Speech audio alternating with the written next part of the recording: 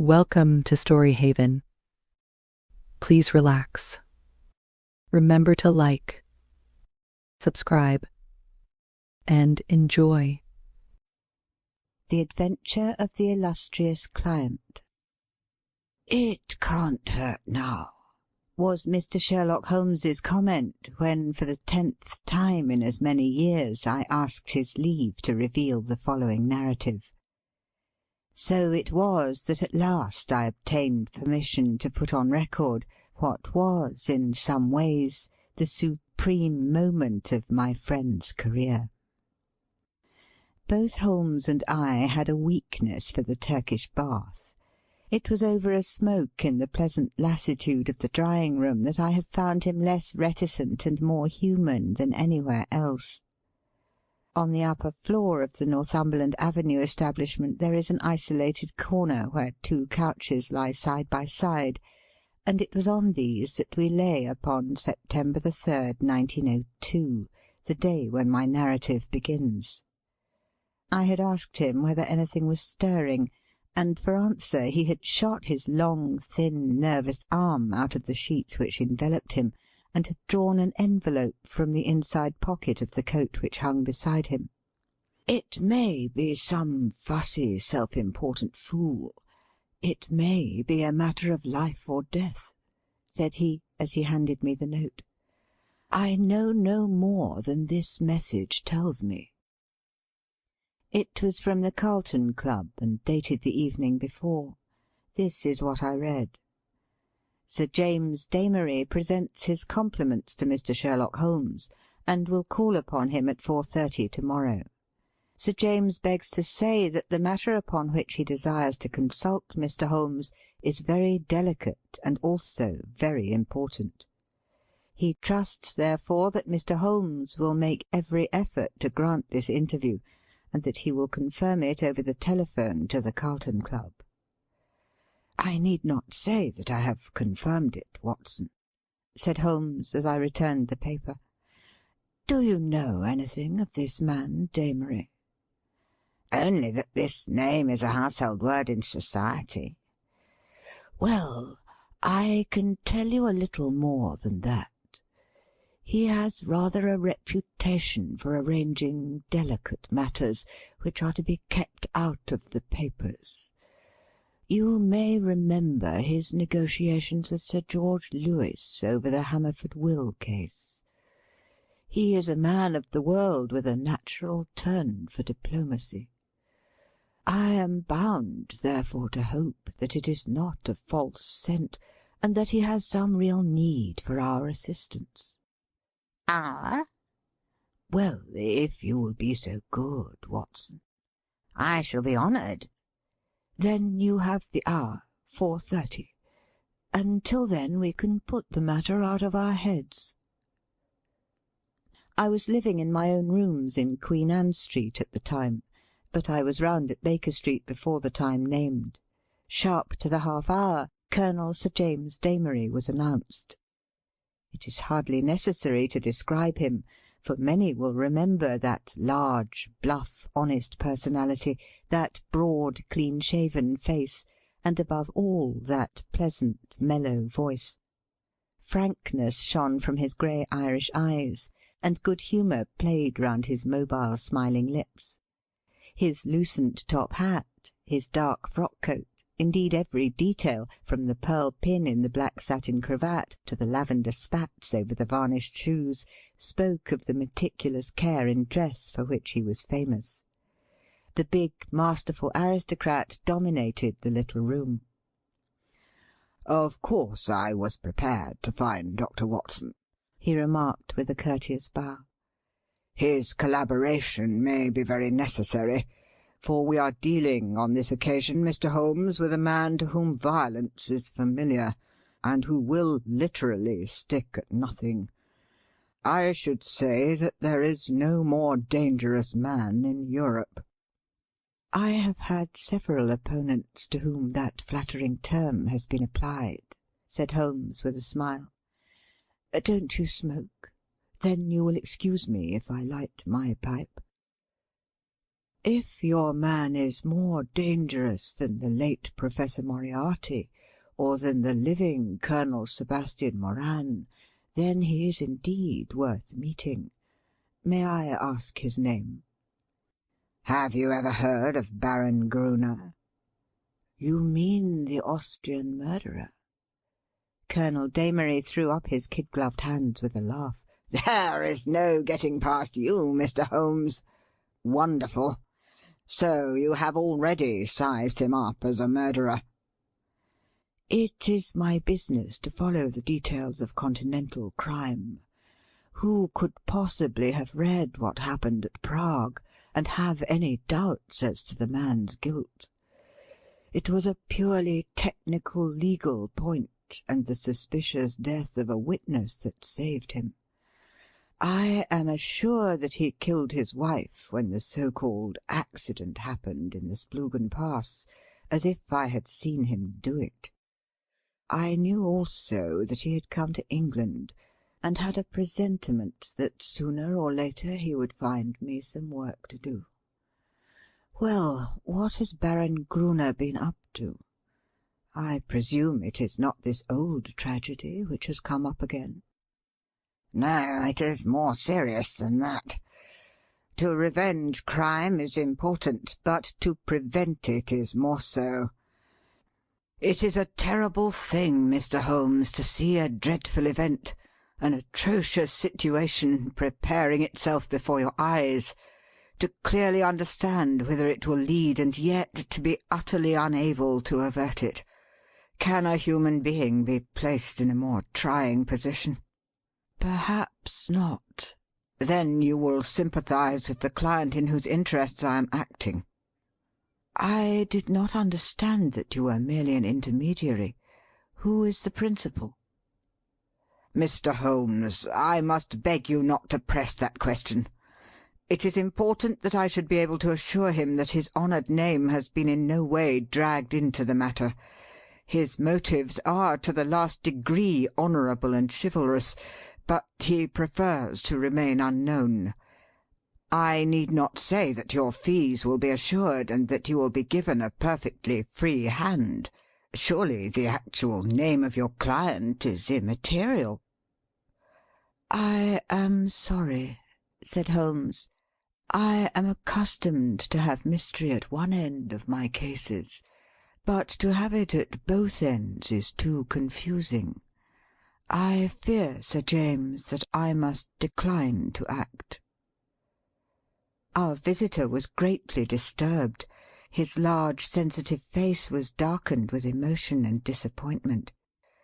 "You hardly realize the effect of your own action, Mr. Holmes," said he. "You place me in a most serious dilemma, for I am perfectly certain that you would be proud to take over the case if I could give you the facts, and yet a promise forbids me from revealing them all. May I at least lay all that I can before you?" "By all means, so long as it is understood that I commit myself to nothing." "That is understood. In the first place, you have no doubt heard of General de Merville?" "De Merville of Khyber fame? Yes, I have heard of him." "He has a daughter, Violet de Merville, young, rich, beautiful, accomplished, a wonder woman in every way. It is this daughter, this lovely innocent girl, whom we are endeavouring to save from the clutches of a fiend." "Baron Gruner has some hold over her, then?" "The strongest of all holds where a woman is concerned, the hold of love. The fellow is, as you may have heard, extraordinarily handsome, with a most fascinating manner, a gentle voice, and that air of romance and mystery which means so much to a woman. He is said to have the whole sex at his mercy, and to have made ample use of the fact." "But how came such a man to meet a lady of the standing of Miss Violet de Merville?"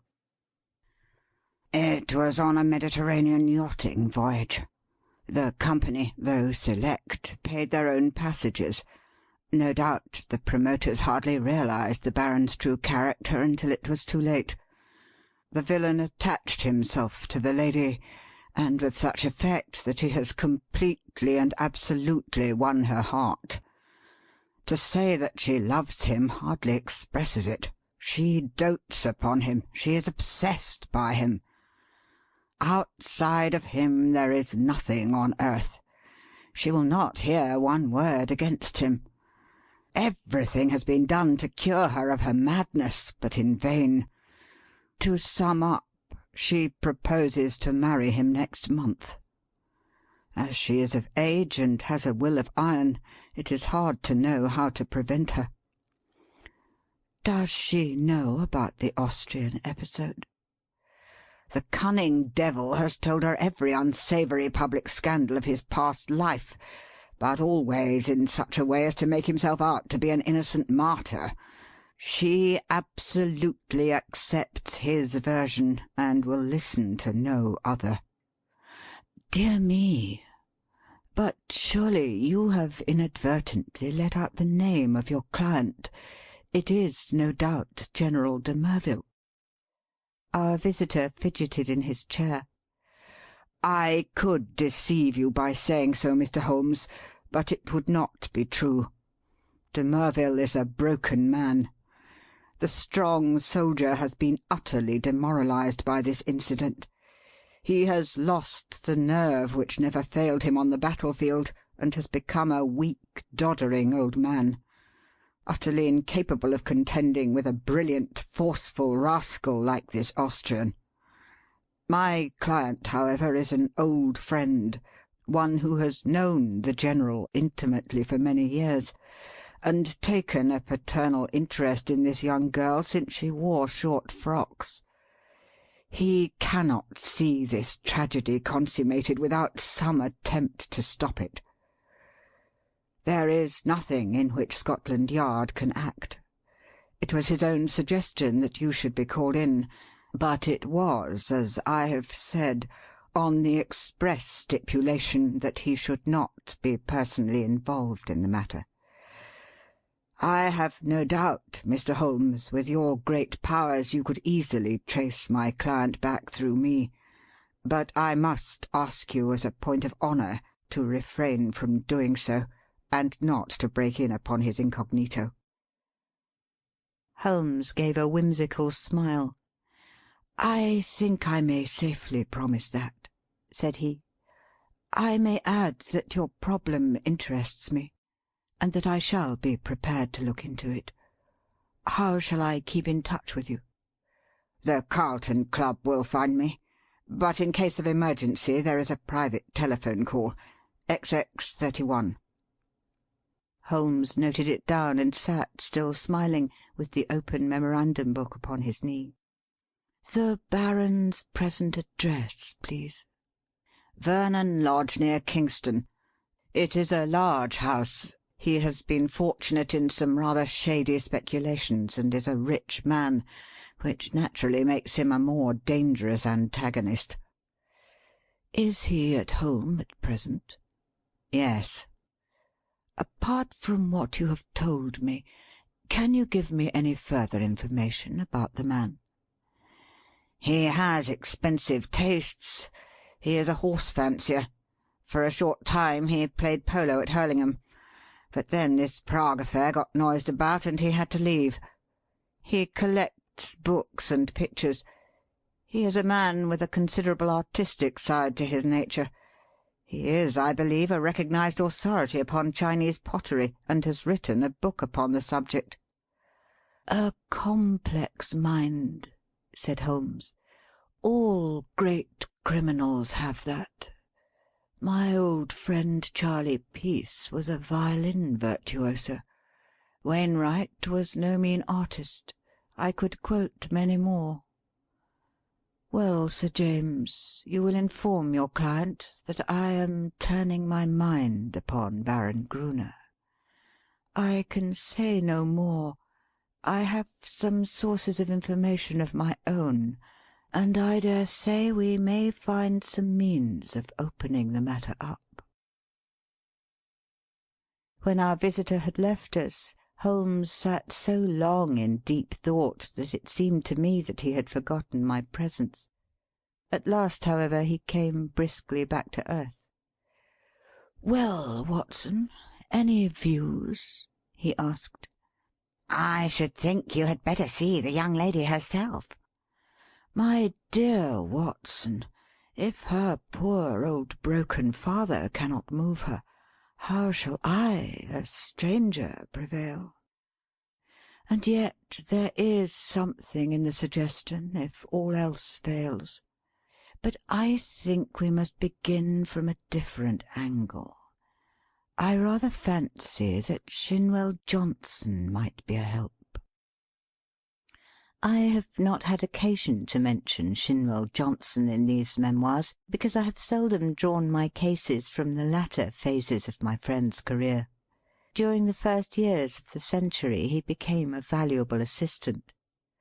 Johnson, I grieve to say, made his name first as a very dangerous villain, and served 2 terms at Parkhurst. Finally he repented, and allied himself to Holmes, acting as his agent in the huge criminal underworld of London, and obtaining information which often proved to be of vital importance. Had Johnson been a nark of the police, he would soon have been exposed, but as he dealt with cases which never came directly into the courts, his activities were never realized by his companions. With the glamour of his 2 convictions upon him, he had the entrée of every night-club, doss-house, and gambling den in the town, and his quick observation and active brain made him an ideal agent for gaining information. It was to him that Sherlock Holmes now proposed to turn. It was not possible for me to follow the immediate steps taken by my friend, for I had some pressing professional business of my own, but I met him by appointment that evening at Simpson's, where, sitting at a small table in the front window, and looking down at the rushing stream of life in the Strand, he told me something of what had passed. "Johnson is on the prowl," said he. "He may pick up some garbage in the darker recesses of the underworld, for it is down there, amid the black roots of crime, that we must hunt for this man's secrets." "But if the lady will not accept what is already known, why should any fresh discovery of yours turn her from her purpose?" "Who knows, Watson? Woman's heart and mind are insoluble puzzles to the male.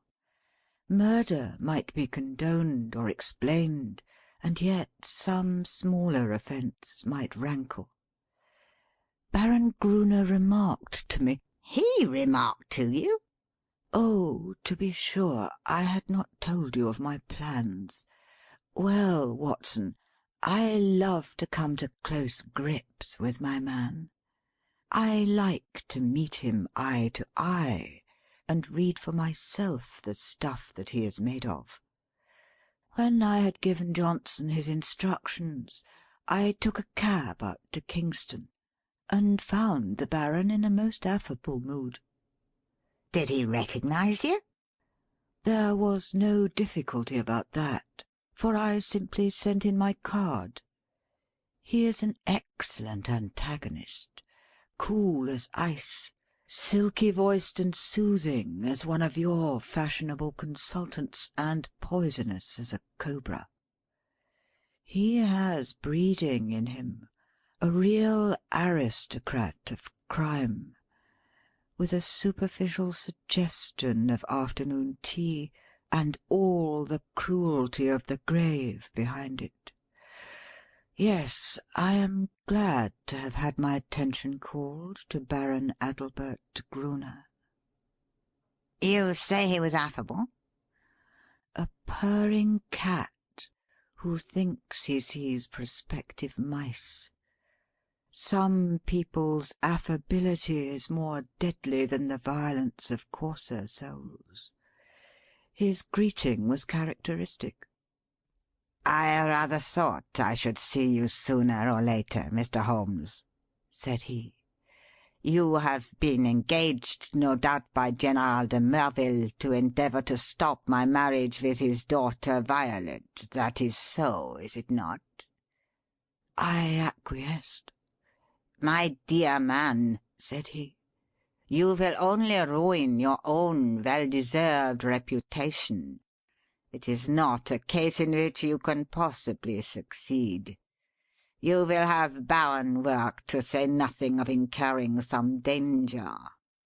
Let me very strongly advise you to draw off at once."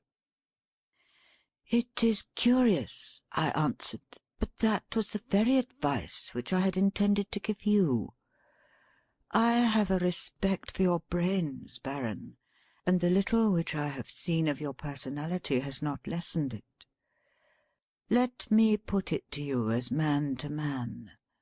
No one wants to rake up your past and make you unduly uncomfortable. It is over, and you are now in smooth waters.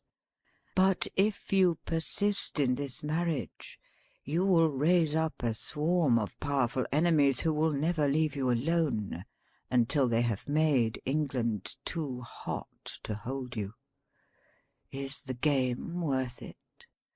Surely you would be wiser if you left the lady alone. It would not be pleasant for you if these facts of your past were brought to her notice. The Baron has little waxed tips of hair under his nose, like the short antennae of an insect. These quivered with amusement as he listened, and he finally broke into a gentle chuckle. "Excuse my amusement, Mr. Holmes," said he, "but it is really funny to see you trying to play a hand with no cards in it.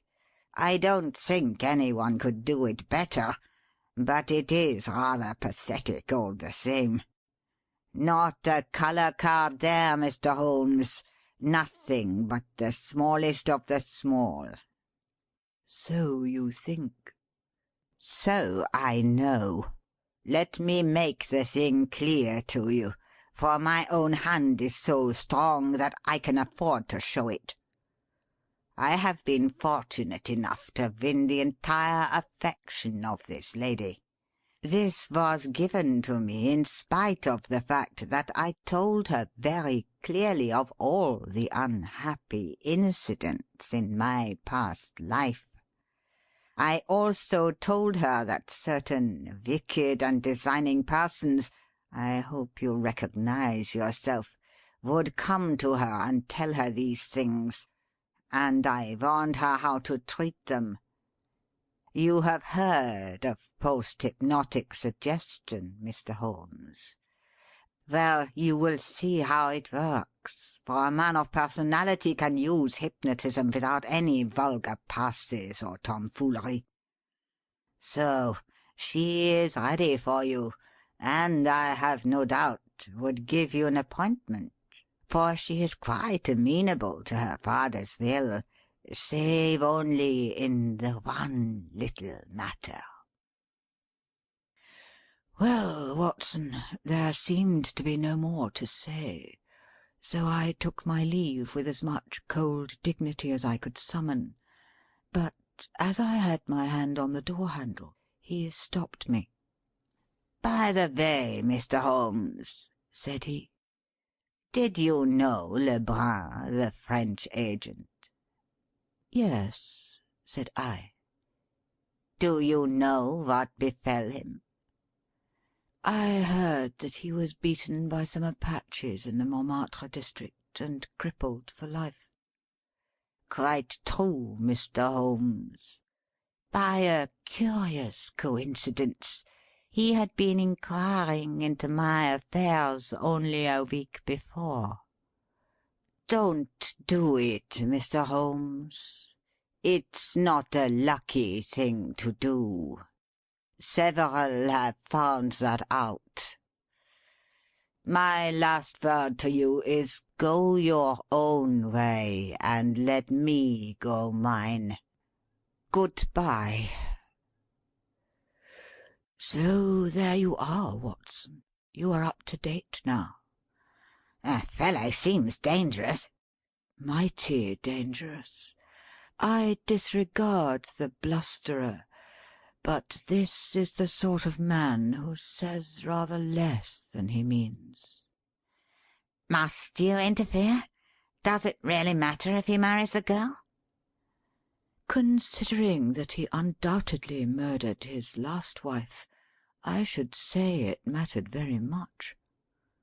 Besides, the client— Well, well, we need not discuss that.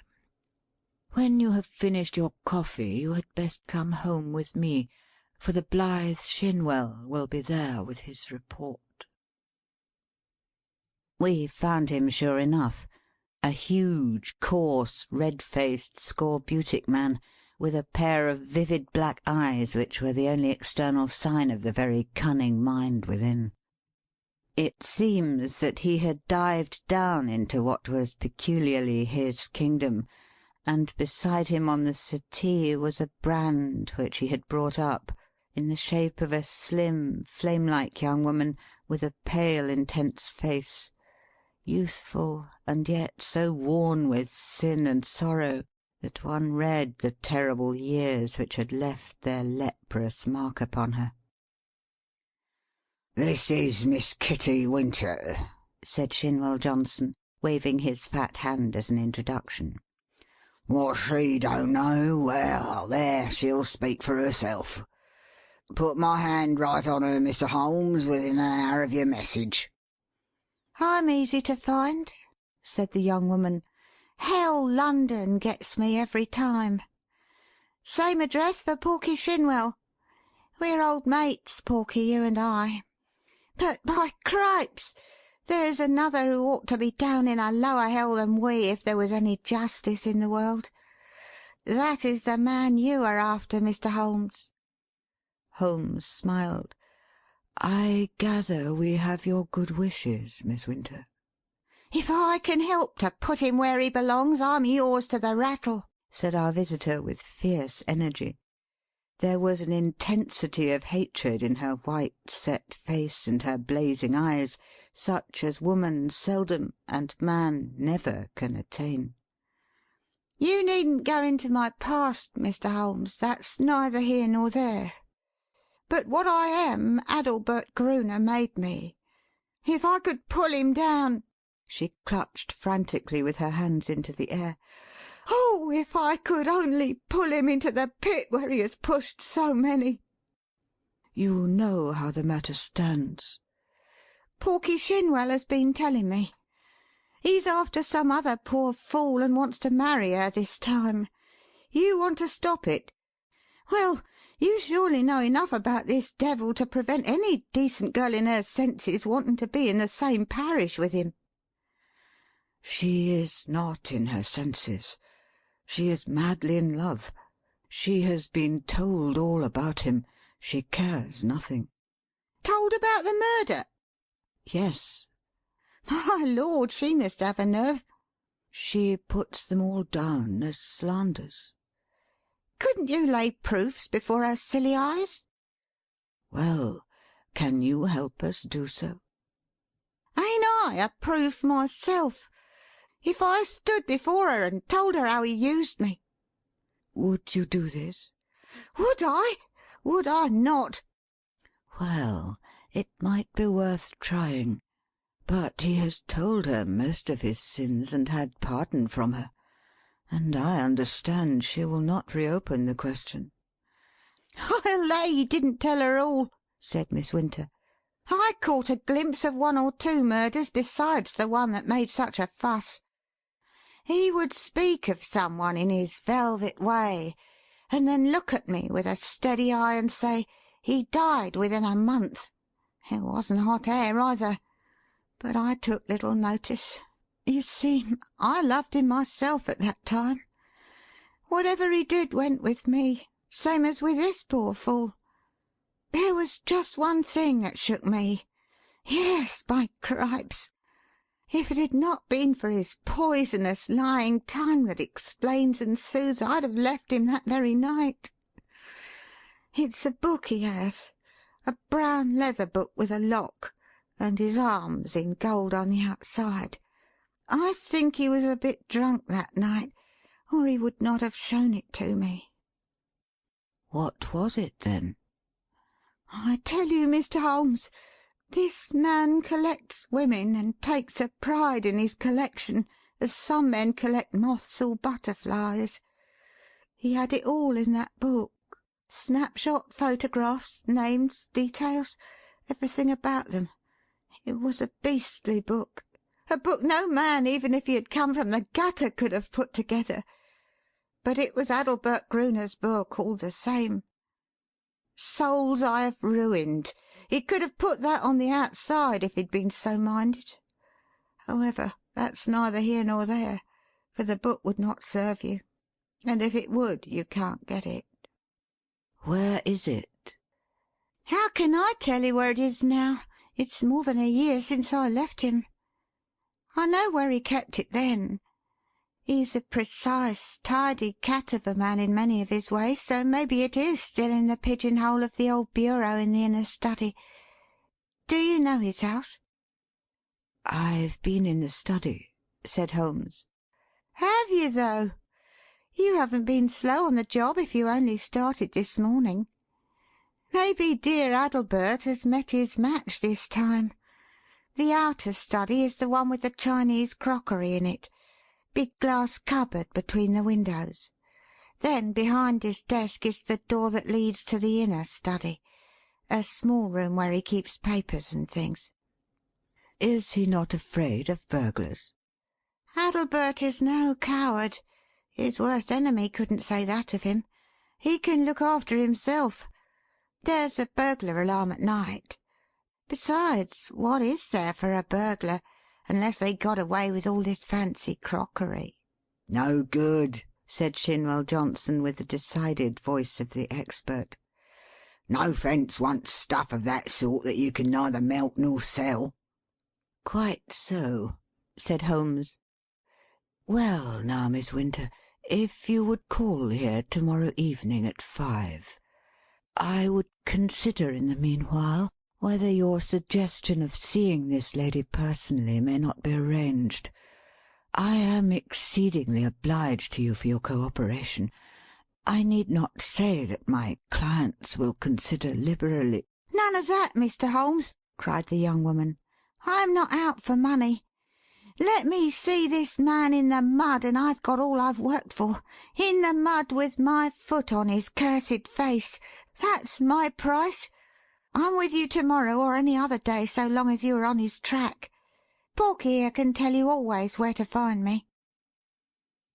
I did not see Holmes again until the following evening, when we dined once more at our Strand restaurant.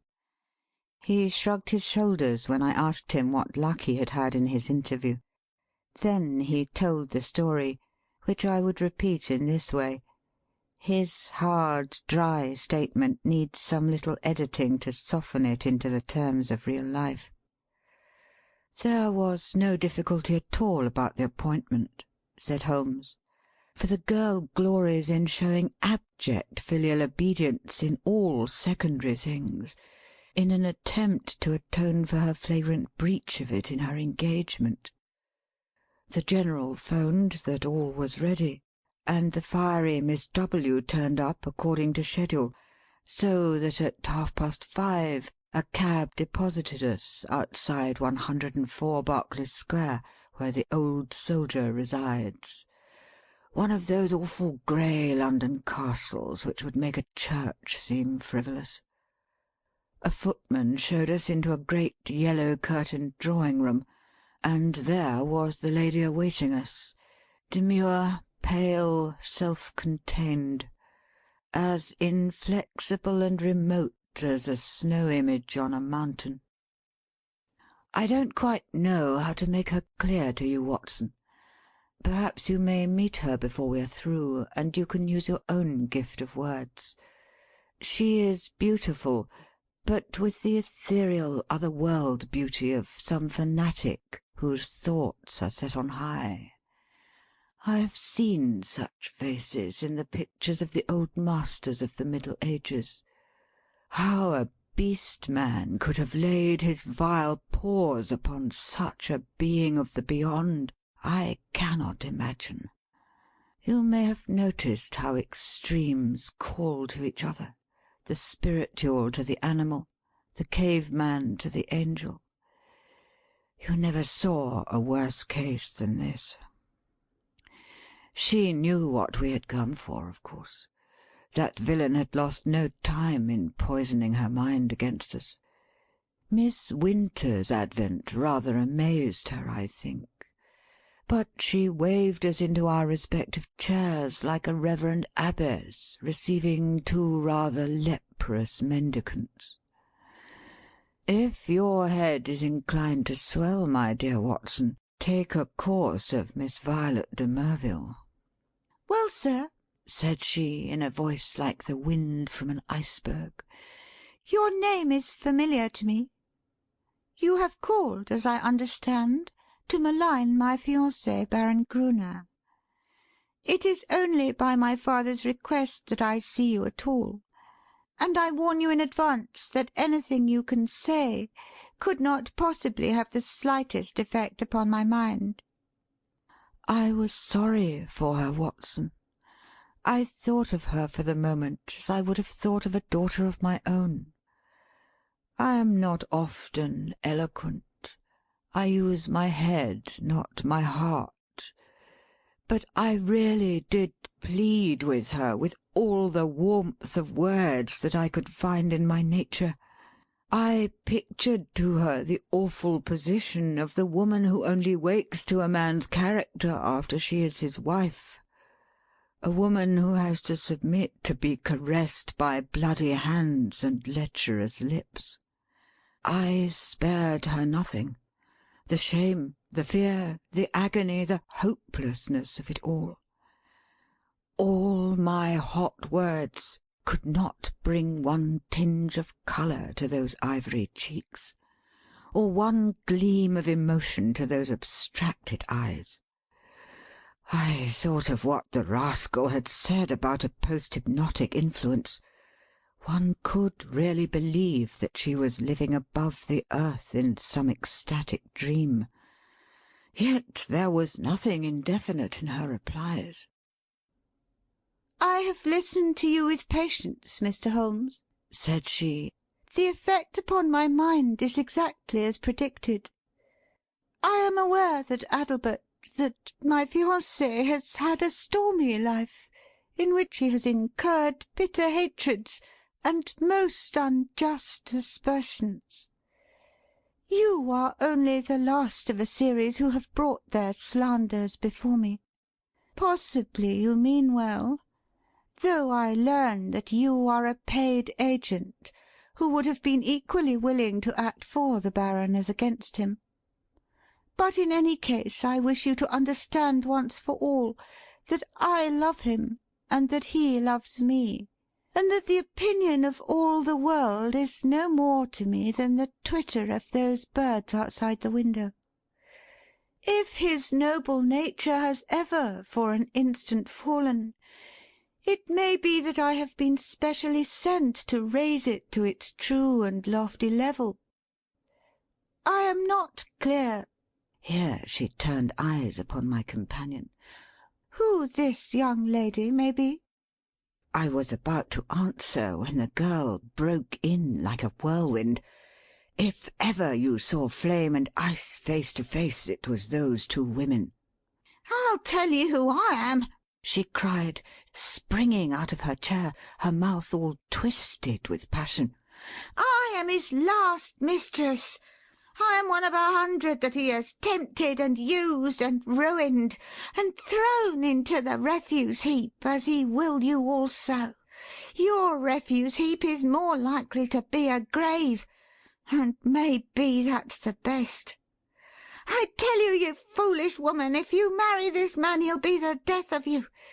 It may be a broken heart or it may be a broken neck, but he'll have you one way or the other. It's not out of love for you I'm speaking. I don't care a tinker's curse whether you live or die. It's out of hate for him, and to spite him, and to get back on him for what he did to me. But it's all the same. And you needn't look at me like that, my fine lady, for you may be lower than I am before you are through with it." "I should prefer not to discuss such matters," said Miss de Merville, coldly.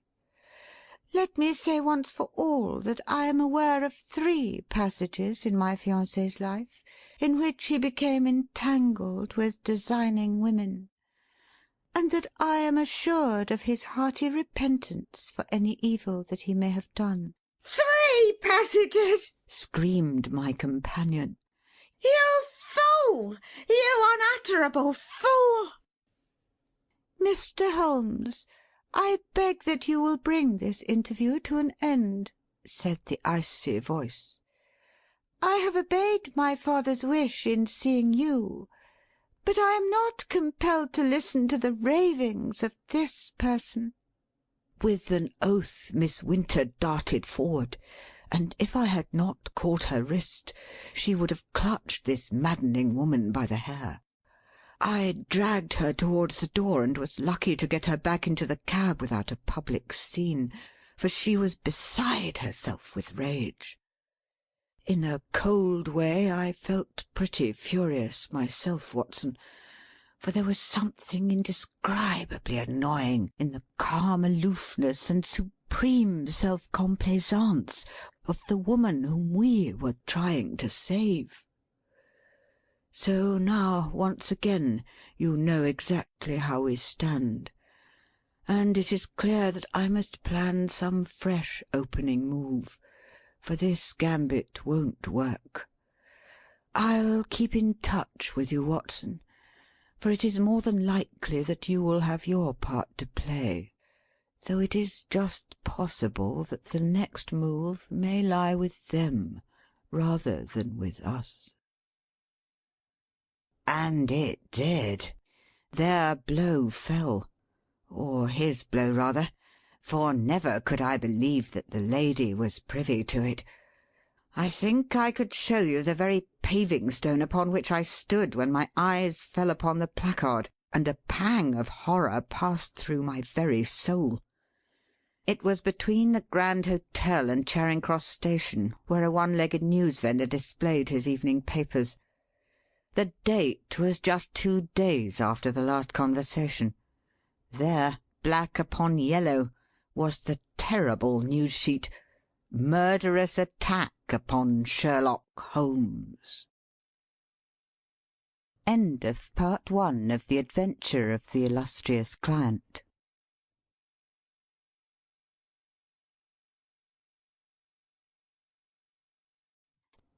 The Adventure of the Illustrious Client, Part 2.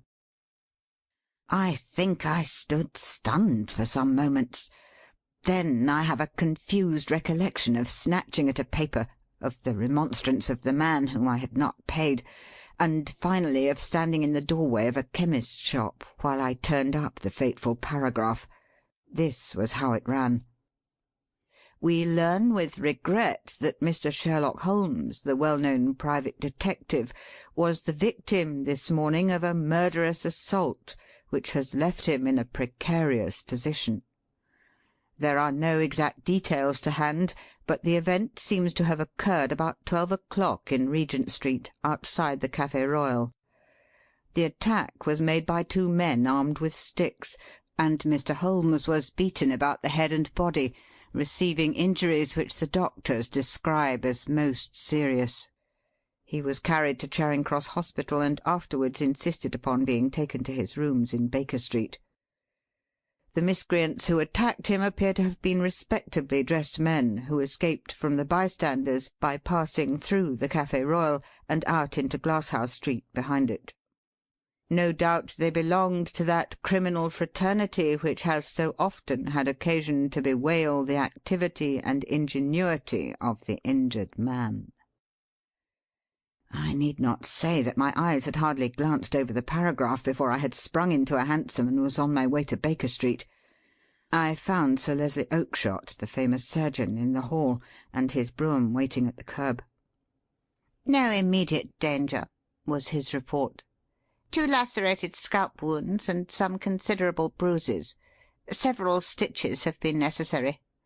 Morphine has been injected, and quiet is essential, but an interview of a few minutes would not be absolutely forbidden." With this permission I stole into the darkened room.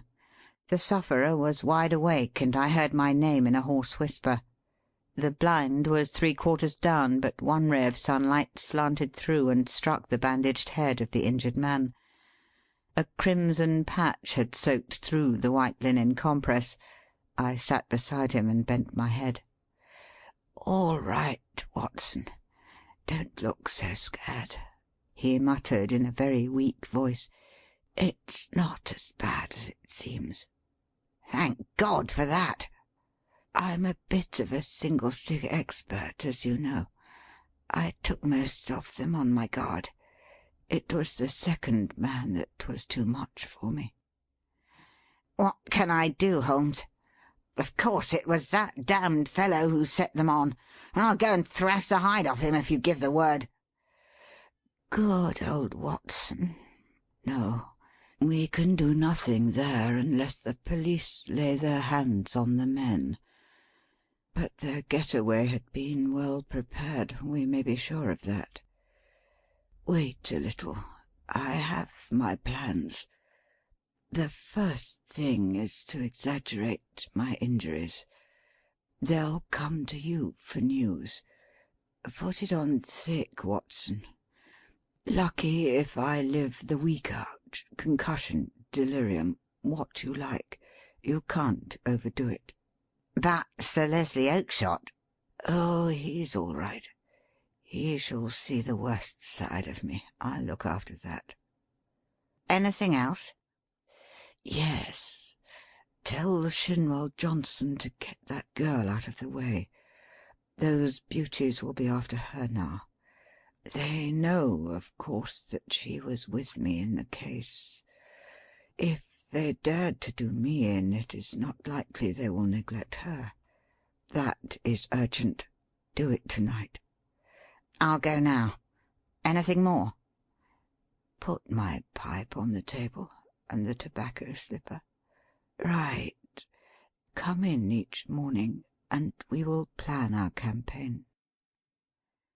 I arranged with Johnson that evening to take Miss Winter to a quiet suburb and see that she lay low until the danger was past. For 6 days the public were under the impression that Holmes was at the door of death. The bulletins were very grave, and there were sinister paragraphs in the papers. My continual visits assured me that it was not so bad as that. His wiry constitution and his determined will were working wonders. He was recovering fast, and I had suspicions at times that he was really finding himself faster than he pretended even to me. There was a curious secretive streak in the man which led to many dramatic effects, but left even his closest friend guessing as to what his exact plans might be. He pushed to an extreme the axiom that the only safe plotter was he who plotted alone.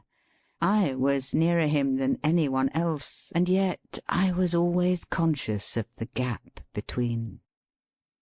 On the 7th day the stitches were taken out, in spite of which there was a report of erysipelas in the evening papers. The same evening papers had an announcement which I was bound, sick or well, to carry to my friend.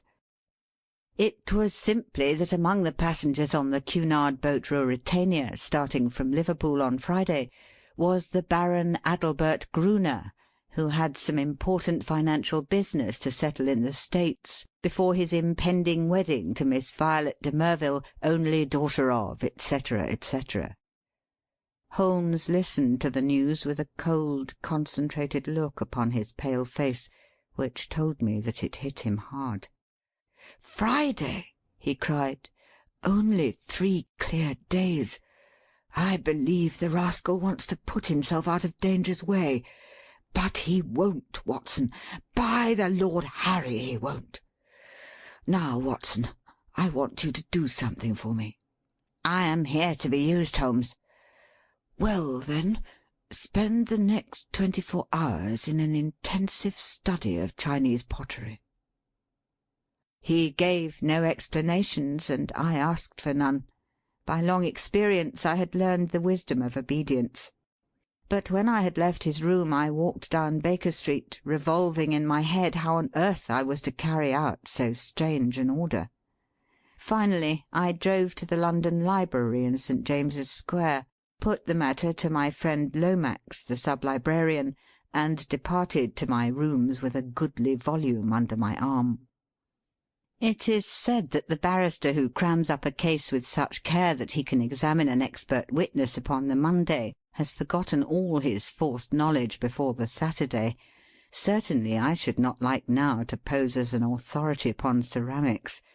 And yet all that evening, and all that night with a short interval for rest, and all next morning, I was sucking in knowledge and committing names to memory. There I learned of the hallmarks of the great artist-decorators, of the mystery of cyclical dates, the marks of the Hung Wu and the beauties of the Yung Lo, the writings of Tang Ying and the glories of the primitive period of the Sung and the Yuan. I was charged with all this information when I called upon Holmes next evening. He was out of bed now, though you would not have guessed it from the published reports, and he sat with his much-bandaged head resting upon his hand in the depths of his favourite arm-chair. "Why, Holmes," I said, "if one believed the papers, you were dying." "That," said he, "is the very impression which I intended to convey. And now, Watson, have you learned your lessons?" "At least I have tried to." "Good. You could keep up an intelligent conversation on the subject?" "I believe I could." "Then hand me that little box from the mantelpiece." He opened the lid and took out a small object most carefully wrapped in some fine Eastern silk. This he unfolded and disclosed a delicate little saucer of the most beautiful deep blue colour. "It needs careful handling, Watson. This is the real eggshell pottery of the Ming dynasty. No finer piece ever passed through Christie's. A complete set of this would be worth a king's ransom. In fact, it is doubtful if there is a complete set outside the Imperial Palace of Peking. The sight of this would drive a real connoisseur wild." "What am I to do with it?" Holmes handed me a card upon which was printed "Dr. Hill Barton, 369 Half Moon Street." "That is your name for the evening, Watson. You will call upon Baron Gruner. I know something of his habits, and at 8:30 he would probably be disengaged. A note will tell him in advance that you are about to call, and you will say that you are bringing him a specimen of an absolutely unique set of Ming china. You may as well be a medical man, since that is a part which you can play without duplicity. You are a collector. This set has come your way. You have heard of the Baron's interest in the subject, and you are not averse to selling at a price." "What price?" "Well asked, Watson. You would certainly fall down badly if you did not know the value of your own wares. This saucer was got for me by Sir James, and comes, I understand, from the collection of his client. You will not exaggerate if you say that it could hardly be matched in the world." "I could perhaps suggest that the set should be valued by an expert." "Excellent, Watson. You scintillate to-day. Suggest Christie or Sotheby. Your delicacy prevents your putting a price for yourself." "But if he won't see me?" "Oh, yes, he will see you. He has the collection mania in its most acute form, and especially on this subject, on which he is an acknowledged authority. Sit down, Watson, and I will dictate the letter. No answer needed. You will merely say that you're coming, and why." It was an admirable document, short, courteous, and stimulating to the curiosity of the connoisseur. A district messenger was duly dispatched with it. On the same evening, with the precious saucer in my hand and the card of Dr. Hilbarton in my pocket, I set off on my own adventure. The beautiful house and grounds indicated that Baron Gruner was, as Sir James had said, a man of considerable wealth. A long winding drive, with banks of rare shrubs on either side, opened out into a great gravelled square adorned with statues. The place had been built by a South African gold king in the days of the great boom, and the long low house with the turrets at the corners, though an architectural nightmare, was imposing in its size and solidity. A butler, who would have adorned a bench of bishops, showed me in and handed me over to a plush-clad footman, who ushered me into the Baron's presence. He was standing at the open front of a great case which stood between the windows, and which contained part of his Chinese collection. He turned as I entered with a small brown vase in his hand. "Pray sit down, Doctor," said he. "I was looking over my own treasures and wondering whether I could really afford to add to them. This little Tang specimen, which dates from the 7th century, would probably interest you. I am sure you never saw finer workmanship or richer glaze. Have you the Ming saucer with you, of which you spoke?" I carefully unpacked it and handed it to him. He seated himself at his desk, pulled over the lamp, for it was growing dark, and set himself to examine it. As he did so, the yellow light beat upon his own features, and I was able to study them at my ease. He was certainly a remarkably handsome man. His European reputation for beauty was fully deserved. In figure he was not more than of middle size, but was built upon graceful and active lines. His face was swarthy, almost oriental, with large, dark, languorous eyes which might easily hold an irresistible fascination for women. His hair and moustache were raven black, the latter short, pointed, and carefully waxed. His features were regular and pleasing, save only his straight, thin-lipped mouth.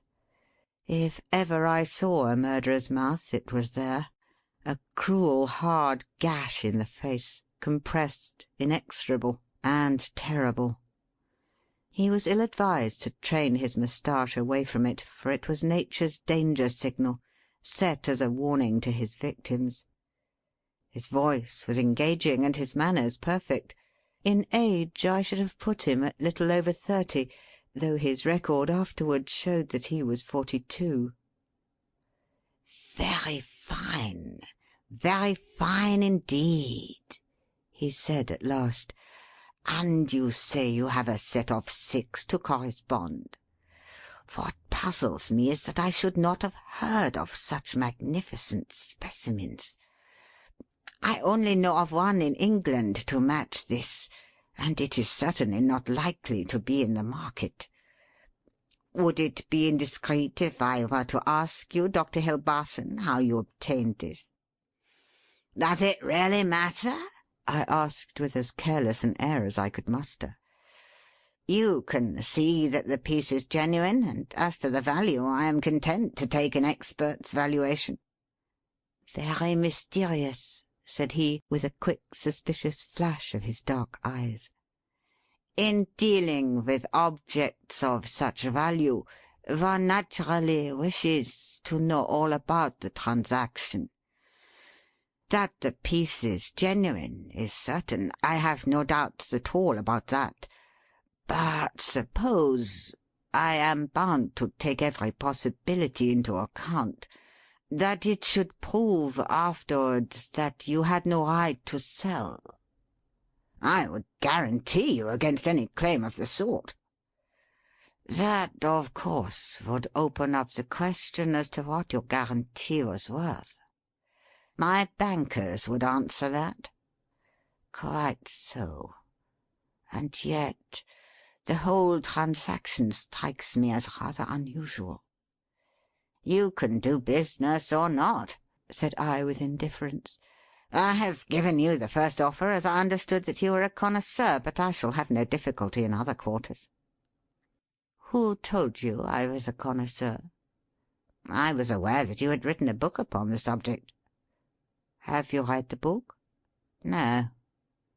Dear me, this becomes more and more difficult for me to understand. You are a connoisseur and collector with a very valuable piece in your collection, and yet you have never troubled to consult the one book which would have told you of the real meaning and value of what you held. How do you explain that? I am a very busy man. I am a doctor in practice. That is no answer. If a man has a hobby, he follows it up, whatever his other pursuits may be. You said in your note that you were a connoisseur. So I am. Might I ask you a few questions to test you? I am obliged to tell you, Doctor, if you are indeed a doctor, that the incident becomes more and more suspicious. I would ask you, what do you know of the Emperor Shomu, and how do you associate him with the Shosu Inn near Nara? Dear me, does that puzzle you? Tell me a little about the Non-Han Wei dynasty and its place in the history of ceramics. I sprang from my chair in simulated anger. This is intolerable, sir, said I. I came here to do you a favour and not to be examined as if I were a schoolboy. My knowledge on these subjects may be second only to your own, but I certainly shall not answer questions which have been put in so offensive a way. He looked at me steadily. The languor had gone from his eyes. They suddenly glared. There was a gleam of teeth from between those cruel lips. What is the game? You are here as a spy. You are an emissary of Holmes. This is a trick that you are playing upon me. The fellow is dying, I hear, so he sent his tools to keep watch upon me. You've made your way in here without leave, and by God you may find it harder to get out than to get in. He had sprung to his feet, and I stepped back, bracing myself for an attack, for the man was beside himself with rage. He may have suspected me from the first. Certainly this cross-examination had shown him the truth, but it was clear that I could not hope to deceive him. He dived his hand into a side drawer and rummaged furiously. Then something struck upon his ear, for he stood listening intently. "Ah!" he cried. "Ah!" and dashed into the room behind him. 2 steps took me to the open door, and my mind will ever carry a clear picture of the scene within. The window leading out to the garden was wide open. Beside it, looking like some terrible ghost, his head girt with bloody bandages, his face drawn and white, stood Sherlock Holmes. The next instant he was through the gap, and I heard the crash of his body among the laurel bushes outside.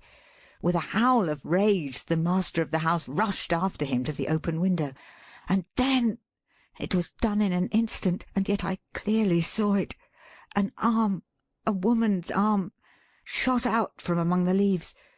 At the same instant the Baron uttered a horrible cry, a yell which will always ring in my memory. He clapped his 2 hands to his face and rushed round the room, beating his head horribly against the walls. Then he fell upon the carpet, rolling and writhing, while scream after scream resounded through the house. "Water! For God's sake, water!" was his cry. I seized a carafe from a side table and rushed to his aid. At the same moment the butler and several footmen ran in from the hall. I remember that one of them fainted as I knelt by the injured man and turned that awful face to the light of the lamp. The vitriol was eating into it everywhere and dripping from the ears and the chin. One eye was already white and glazed. The other was red and inflamed. The features which I had admired a few minutes before were now like some beautiful painting over which the artist has passed a wet and foul sponge. They were blurred, discoloured, inhuman, terrible. In a few words I explained exactly what had occurred so far as the vitriol attack was concerned. Some had climbed through the window and others had rushed out onto the lawn, but it was dark and it had begun to rain. Between his screams the victim raged and raved against the avenger. "It was that hell-cat, Kitty Winter!" he cried. "Oh, the she-devil! She shall pay for it! She shall pay! Oh, God in heaven, this pain is more than I can bear!" I bathed his face in oil, put cotton wadding on the raw surfaces, and administered a hypodermic of morphia. All suspicion of me had passed from his mind in the presence of this shock, and he clung to my hands as if I might have the power even yet to clear those dead fish eyes which glazed up at me. I could have wept over the ruin had I not remembered very clearly the vile life which had led up to so hideous a change. It was loathsome to feel the pawing of his burning hands, and I was relieved when his family surgeon, closely followed by a specialist, came to relieve me of my charge. An inspector of police had also arrived, and to him I handed my real card. It would have been useless as well as foolish to do otherwise, for I was nearly as well known by sight at the Yard as Holmes himself. Then I left that house of gloom and terror. Within an hour I was at Baker Street. Holmes was seated in his familiar chair, looking very pale and exhausted. Apart from his injuries, even his iron nerves had been shocked by the events of the evening, and he listened with horror to my account of the Baron's transformation. "The wages of sin, Watson, the wages of sin," said he. "Sooner or later it will always come. God knows there was sin enough," he added, taking up a brown volume from the table. "Here is the book the woman talked of. If this will not break off the marriage, nothing ever could. But it will, Watson. It must. No self-respecting woman could stand it." "It is his love diary?" "Or his lust diary. Call it what you will. The moment the woman told us of it I realized what a tremendous weapon was there, if we could but lay our hands on it. I said nothing at the time to indicate my thoughts, for this woman might have given it away, but I brooded over it. Then this assault upon me gave me the chance of letting the Baron think that no precautions need be taken against me. That was all to the good. I would have waited a little longer, but his visit to America forced my hand. He would never have left so compromising a document behind him. Therefore we had to act at once. Burglary at night is impossible. He takes precautions. But there was a chance in the evening, if I could only be sure that his attention was engaged. That was where you and your blue saucer came in. But I had to be sure of the position of the book, and I knew I had only a few minutes in which to act, for my time was limited by your knowledge of Chinese pottery. Therefore I gathered the girl up at the last moment. How could I guess what the little packet was that she carried so carefully under her cloak? I thought she had come altogether on my business, but it seems she had some of her own." "He guessed I came from you?" "I feared he would. But you held him in play just long enough for me to get the book, though not long enough for an unobserved escape. Ah, Sir James, I am very glad you have come." Our courtly friend had appeared in answer to a previous summons. He listened with the deepest attention to Holmes's account of what had occurred. "You have done wonders, wonders!" he cried when he had heard the narrative. "But if these injuries are as terrible as Dr. Watson describes, then surely our purpose of thwarting the marriage is sufficiently gained without the use of this horrible book." Holmes shook his head. "Women of the de Merville type do not act like that. She would love him the more as a disfigured martyr. No, no. It is his moral side, not his physical, which we have to destroy. That book will bring her back to earth, and I know nothing else that could. It is in his own writing. She cannot get past it." Sir James carried away both it and the precious saucer. As I was myself overdue, I went down with him into the street. A brougham was waiting for him. He sprang in, gave a hurried order to the cockaded coachman, and drove swiftly away. He flung his overcoat half out of the window to cover the armorial bearings upon the panel, but I had seen them in the glare of our fanlight none the less. I gasped with surprise. Then I turned back and ascended the stair to Holmes's room. "I have found out who our client is," I cried, bursting with my great news. "Why, Holmes, it is—" "It is a loyal friend and a chivalrous gentleman," said Holmes, holding up a restraining hand. "Let that now and for ever be enough for us." I do not know how the incriminating book was used. Sir James may have managed it, or it is more probable that so delicate a task was entrusted to the young lady's father. The effect, at any rate, was all that could be desired. 3 days later appeared a paragraph in the Morning Post to say that the marriage between Baron Adelbert Gruner and Miss Violet de Merville would not take place. The same paper had the first police court hearing of the proceedings against Miss Kitty Winter on the grave charge of vitriol throwing. Such extenuating circumstances came out in the trial that the sentence, as will be remembered, was the lowest that was possible for such an offence. Sherlock Holmes was threatened with a prosecution for burglary, but when an object is good and a client is sufficiently illustrious, even the rigid British law becomes human and elastic. My friend has not yet stood in the dock. End of the adventure of the illustrious client.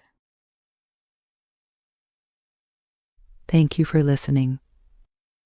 Please like, share, and subscribe.